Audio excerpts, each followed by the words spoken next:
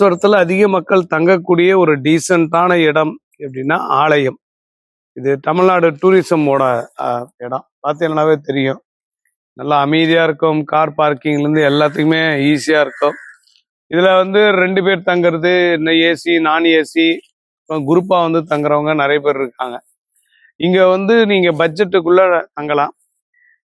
Paste soap எல்லாமே கொடுத்துருவாங்க. சாப்பாடும் கொடுக்குறாங்க. இது காம்ப்ளிமெண்ட்ரியா. சாப்பாடு ஓரளவு பரவாயில்ல.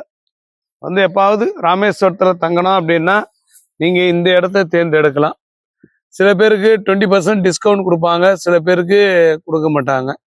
அது நீங்க வந்து கேட்கக்கூடிய சீசன்ல இருக்கும். வெள்ளி சனி ஞாயிறு இந்த 3 நாள் தான் கூட்டம். மற்ற நாட்கள்ல ஃப்ரீயா இருக்கும்.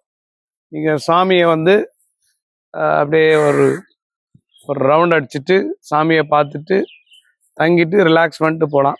சென்னையிலேருந்து கிட்டத்தட்ட ஒரு 12 மணி நேரம் டிராவலிங்.